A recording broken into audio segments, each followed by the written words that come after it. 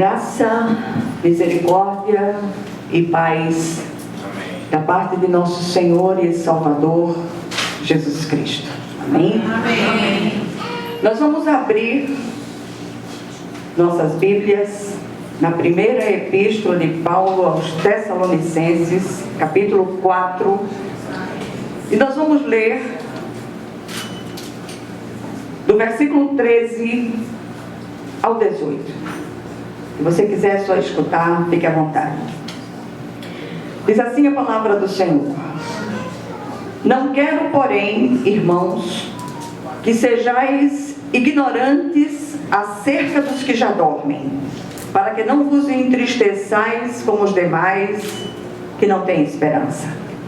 Porque se cremos que Jesus morreu e ressuscitou, assim também aos que em Jesus dormem, Deus os tornará a trazer com Ele. Dizemos-vos, pois, isto, pela palavra do Senhor, que nós, os que ficarmos vivos para a vinda do Senhor, não precederemos os que dormem. Porque o mesmo Senhor descerá do céu com alarido, e com voz de arcanjo, e com a trombeta de Deus, e os que morreram em Cristo ressuscitarão primeiro. Depois nós, os que ficarmos vivos, seremos arrebatados juntamente com eles nas nuvens, a encontrar o Senhor nos ares, e assim estaremos sempre com o Senhor. Portanto, consolai-vos uns aos outros com estas palavras. Amém? Amém. Vamos orar. Senhor nosso Deus e nosso Pai Celestial, graças te damos, Senhor, porque até aqui o Senhor tem nos sustentado e nos conduzido apesar de nós. Clamamos a Ti, Senhor, que o Senhor traga uma bênção especial para quantos entraram neste lugar. O Senhor conhece as inquietações, o Senhor sabe aquelas coisas que estão lá na profundidade do coração de cada um. Muitas vezes situações, sentimentos que nem ousamos exteriorizar. Mas clamamos hoje por graça e consolação. Que o Teu nome, Senhor, Ele seja hoje profundamente glorificado, especialmente na cerimônia que vamos realizar daqui a pouco. Que o Senhor assuma o controle soberano de todas as coisas e que tudo, absolutamente tudo, seja para a honra e glória do Teu santo nome, em nome de Jesus. Amém. Amém. Meus amados, não estranhem a palavra de hoje. Talvez alguns esperassem uma outra palavra voltada para aquilo que vai acontecer daqui a pouco. Mas quando Natália me chamou para fazer a cerimônia, a palavra já estava pronta. E eu ainda pensei em mudar a palavra, mas eu não mudo aquilo que o Senhor escolhe. Amém. E quando Ele nos direciona para algo, Ele sabe de todas as coisas. E hoje o desejo do nosso coração é trazer renovo, consolação e encorajamento a quantos ouvirem essa palavra, seja aqui presencialmente ou através do vídeo daqui a pouco. Os cristãos de Tessalônica, para os quais Paulo escreveu 2 epístolas, viviam absolutamente em função da segunda vinda de Cristo, ao ponto de muitos ali deixarem de trabalhar e de forma irresponsável viverem às custas de outros, porque achavam que Cristo estava às portas, podendo voltar a qualquer momento.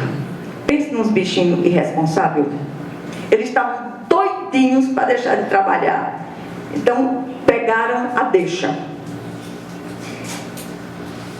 E aí a gente pergunta: Havia outra preocupação também na cabeça daqueles irmãos, que era a situação dos entes queridos que já haviam morrido.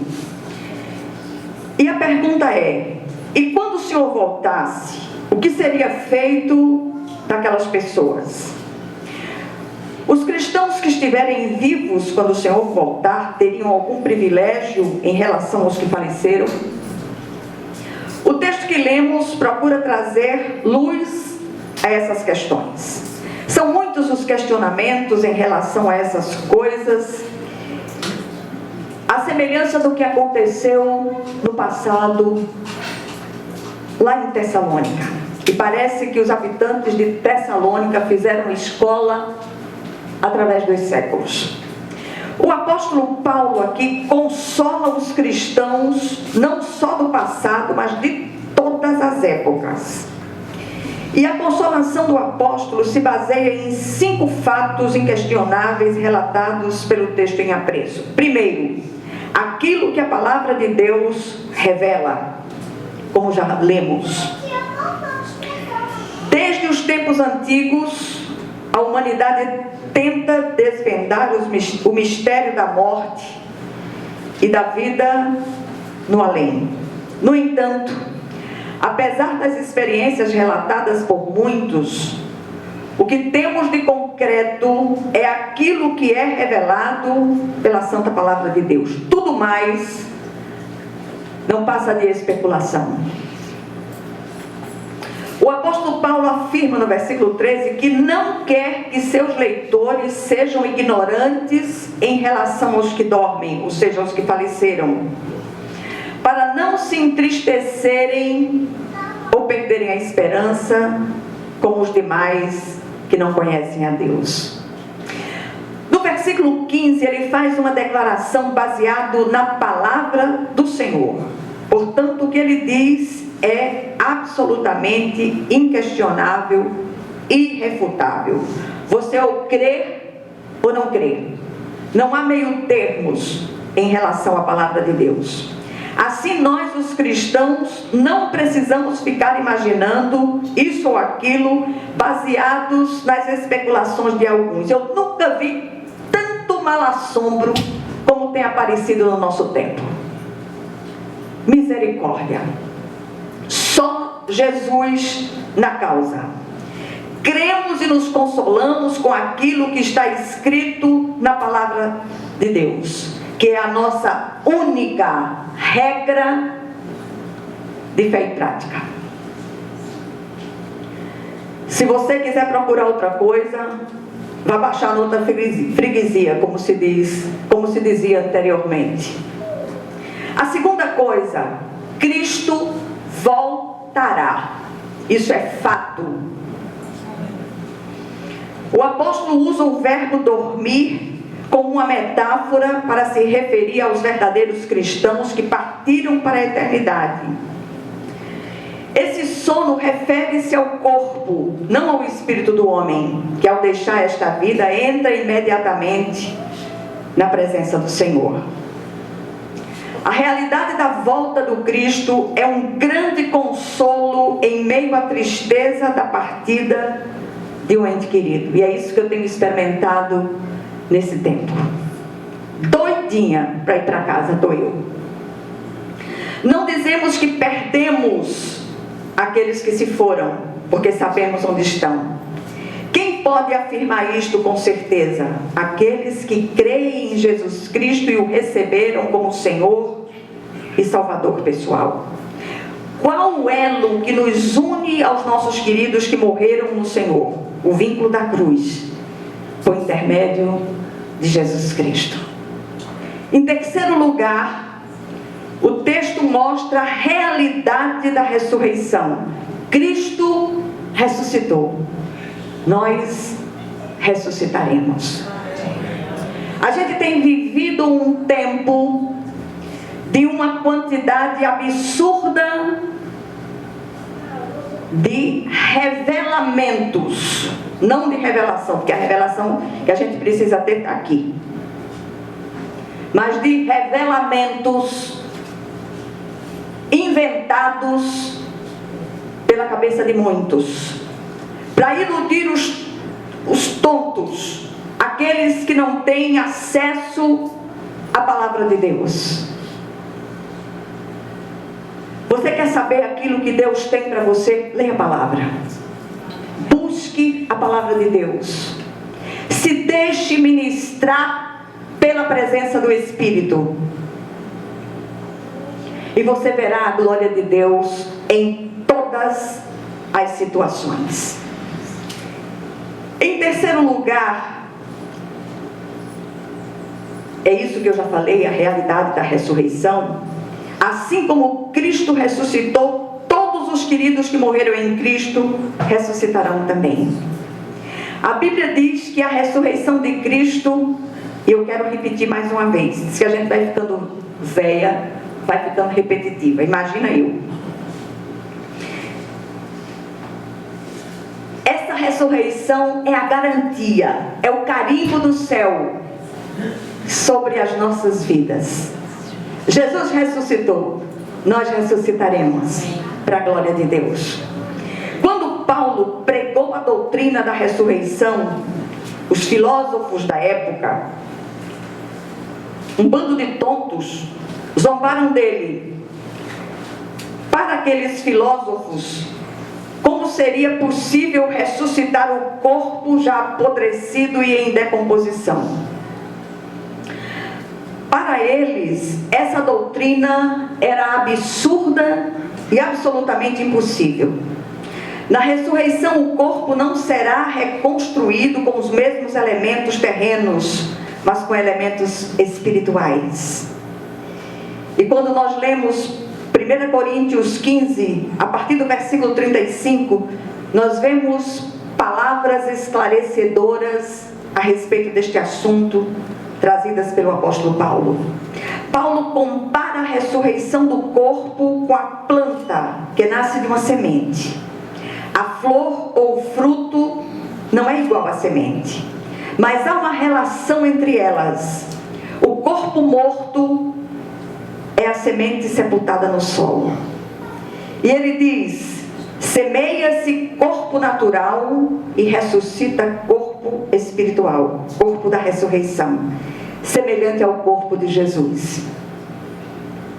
Naquele dia glorioso, 3 sons peculiares serão ouvidos, diz o versículo 16: o brado de Jesus, o som da trombeta e a voz do arcanjo. Então os mortos em Cristo ressuscitarão primeiro. E aqui vale um sonoro aleluia. A morte, embora dolorosa, não é o fim. No dia da ressurreição, o Senhor juntará o espírito do homem ao seu corpo glorificado e todos estarão para sempre com o Senhor. A doutrina da ressurreição é o acontecimento chave do cristianismo. Não nos esqueçamos disso em nenhum momento. Se a nossa esperança, diz o apóstolo Paulo em 1 Coríntios 15, 19, se a nossa esperança em Cristo se limita apenas a esta vida, somos os mais infelizes de todos os homens. E ainda, no versículo 14 deste mesmo capítulo, Paulo afirma: e se Cristo não ressuscitou, repito, é vã a nossa pregação e vã a nossa fé. Nem estaríamos aqui, nem deveríamos estar aqui. Em quarto lugar, o Senhor arrebatará seu povo. Eu gosto dessa palavra porque ela fala de instantaneidade, de um rapto súbito. Doidinha que esse dia chegue, estou eu. Os mortos ressuscitarão primeiro e os vivos serão transformados e levados para se reunirem com Cristo e com aqueles que haviam partido. Aí eu repito, o termo arrebatar, raptar, tirar de súbito, agarrar e levar embora para junto do Senhor. É isso que acontecerá com os que estiverem vivos na segunda vinda do Cristo. Em quinto lugar, o grande encontro os cristãos estarão para sempre com o Senhor. Pensa num encontro glorioso. Todas as alegrias terrenas são absolutamente vãs em relação àquilo que experimentaremos na vinda do Senhor. Esse é o momento glorioso que todo cristão anseia. Teremos ali um corpo novo, glorioso, semelhante ao de Jesus, sem defeito, sem enfermidade, sem labirintite, não precisa de bengala, não mais sujeito às dores. Eu costumo dizer que eu só tenho duas dores, só dói em dois cantos em mim, uma dor da cintura para cima, outra da cintura para baixo. Tem sido assim. Mas quando eu me lembro que naquele dia glorioso tudo isso vai desaparecer. Glória a Deus. A salvação em Cristo nos garante experimentar tudo isso. Só por meio de Jesus Cristo podemos ter acesso a acontecimento tão glorioso. E o apóstolo consola seus leitores com essas palavras que nós lemos, com os versículos que lemos no início. Que sejamos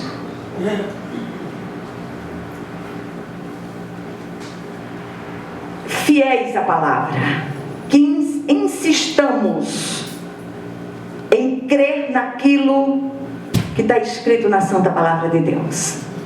Busquemos o Senhor de todo o nosso coração. Todos os anseios humanos, todas as coisas pelas quais corremos tanto, vai ficar tudo aqui. Busque o Senhor de todo o seu coração, de toda a sua alma, de todo o seu entendimento. Eu não estou falando de grito, não estou falando de rodopiar. Eu estou falando de uma experiência viva e marcante com esse Deus vivo e todo-poderoso que pode mudar radicalmente as nossas histórias. E há muitos de nós, mesmo no meio das igrejas cristãs, ou ditas cristãs, que precisam experimentar a graça de uma verdadeira conversão. Conversão é mudança de rota na direção do nosso Senhor e Salvador Jesus Cristo. Confia no Senhor de todo o seu coração, de toda a sua alma, de todo o seu entendimento. E o que é que nós aprendemos aqui com essa brevíssima palavra? Primeira coisa, a morte física não é um acidente, é um encontro marcado. Todos nós passaremos por ela se não formos arrebatados antes. Segundo lugar, os nossos queridos que partiram em Cristo ressuscitarão e voltarão com Ele. Glória a Deus.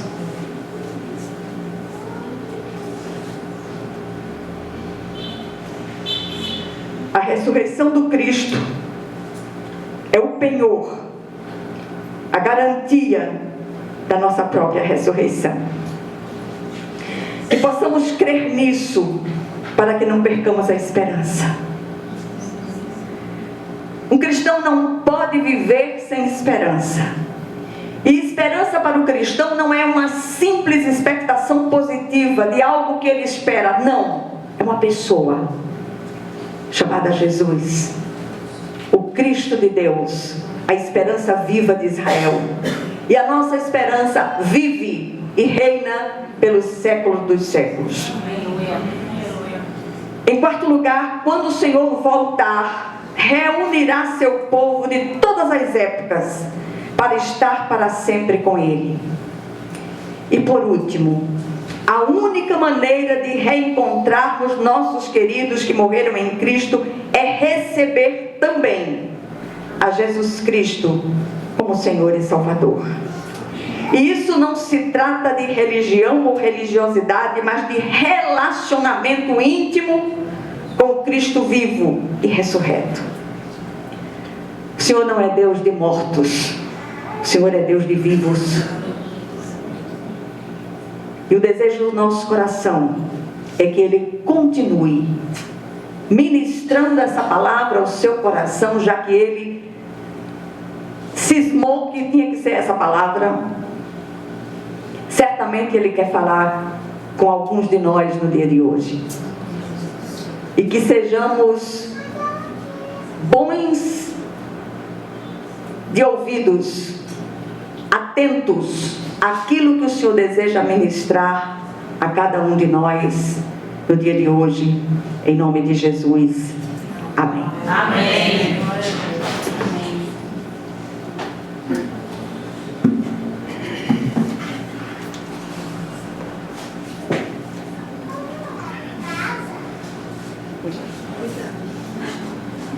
Coisa bonita, vamos ver a caneta.